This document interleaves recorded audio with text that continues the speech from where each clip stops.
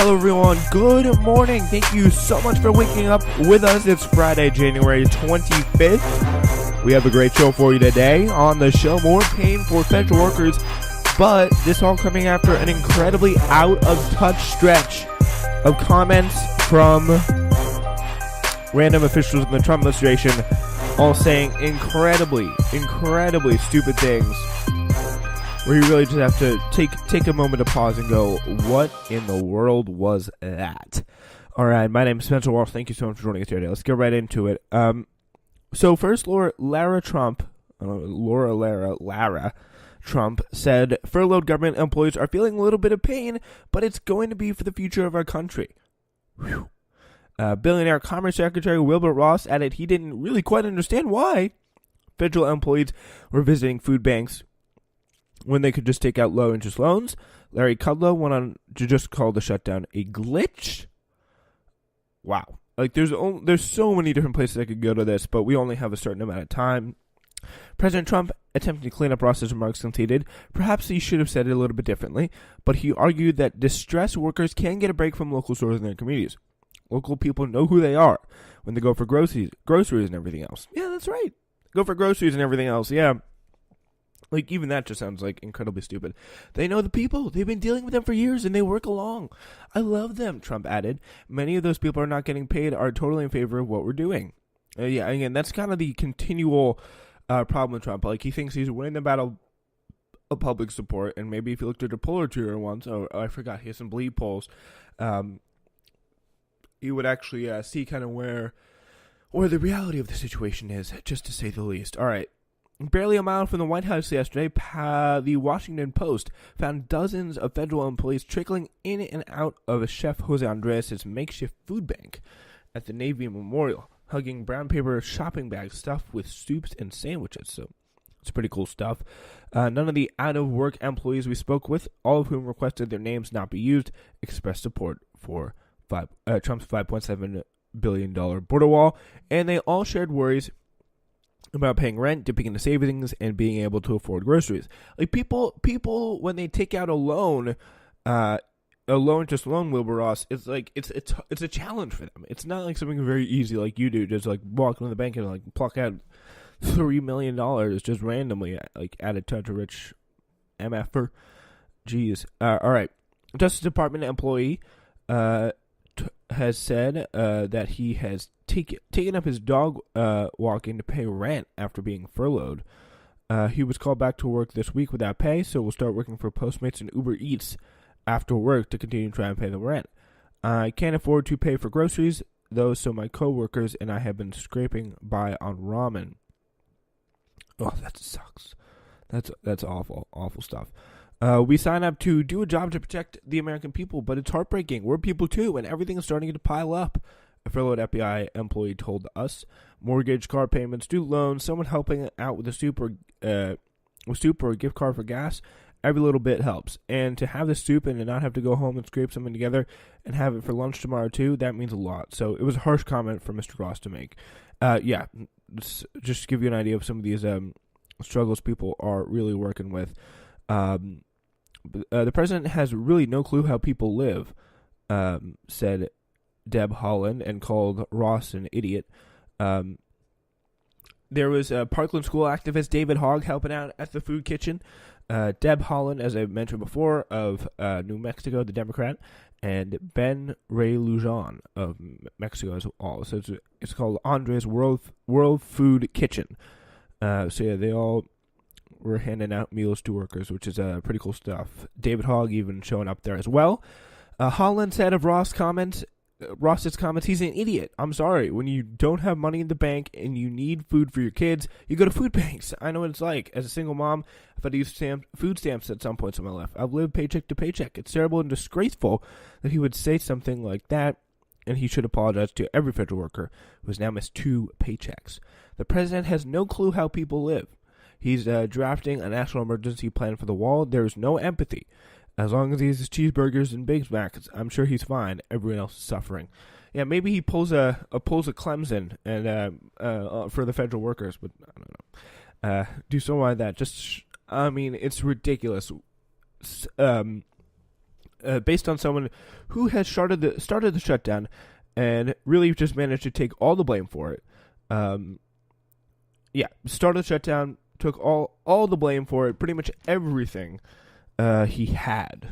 He pretty much gave it everything he had to just keep the shutdown going on.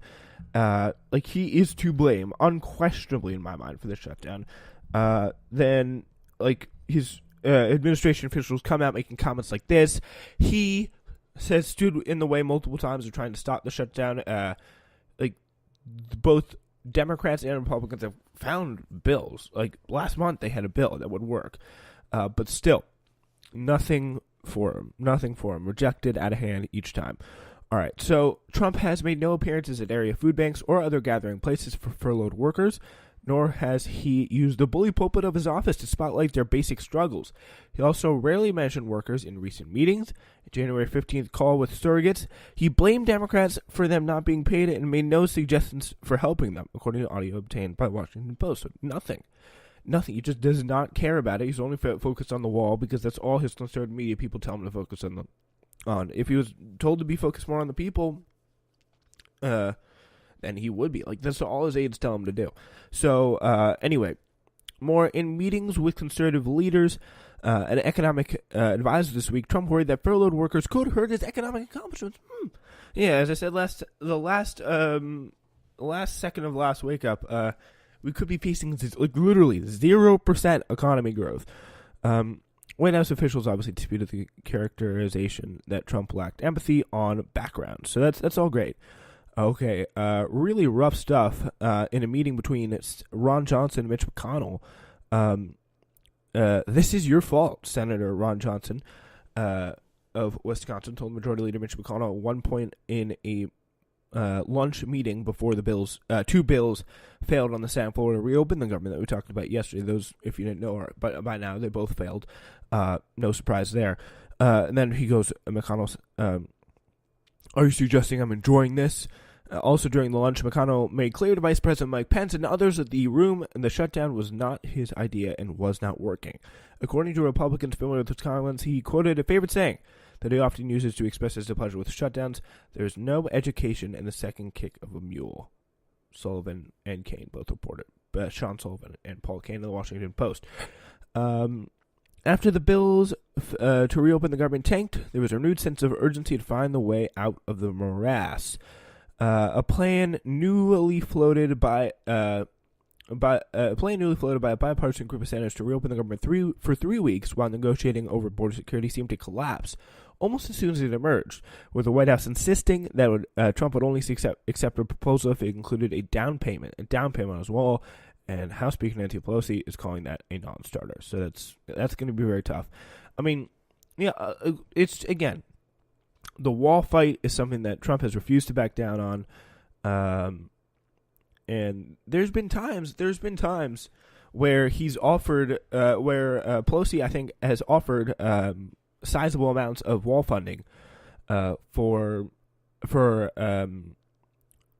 Trump, like a pretty sizable amount, so maybe $2-3 billion. And it's just been rejected out of hand because it's not enough. And then what do you know? Pelosi just has to back down on it. So it's not very surprising.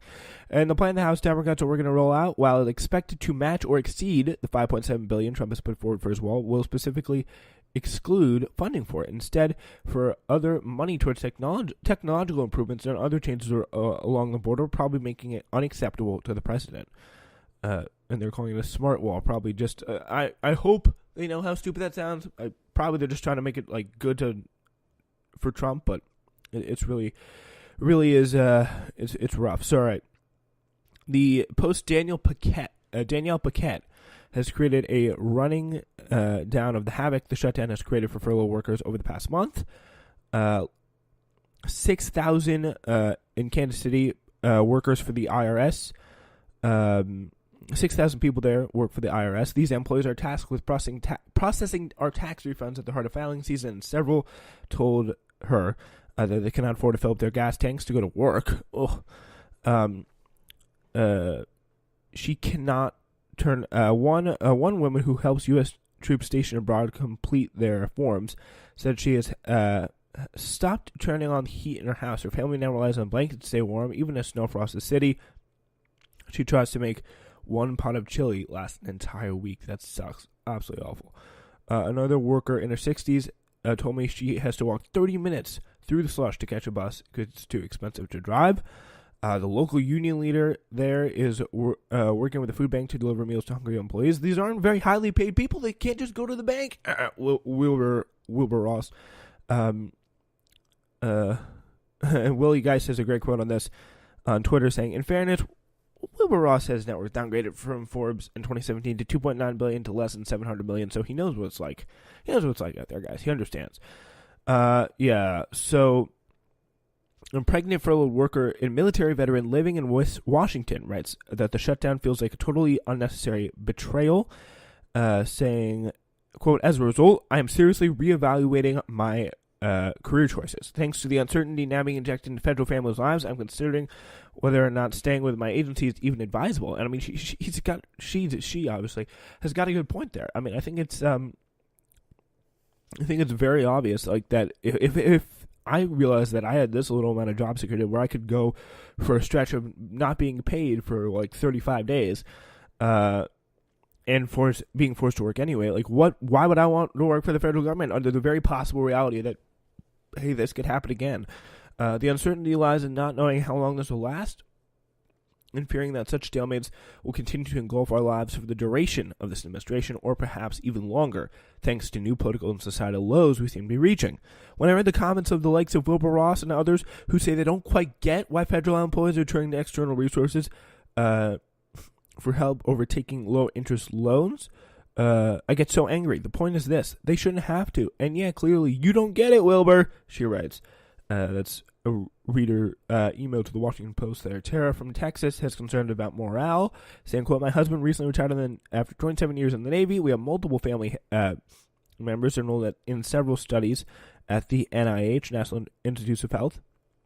And addition to the burden on non-essential NIH employees not receiving a paycheck, it's extremely stressful from the patient side to navigate health issues. It greatly saddens me to see my family, friends, and coworkers affected once again. I fear an erosion of the workforce dedicated to public service. So it's probably going to be a pretty devastating shutdown there, just to say the least. It's going to have, I think, really large, long-lasting effects. So just pictures, more stories coming out by the day with the shutdown. So it's a little bit check from the people at the White House now.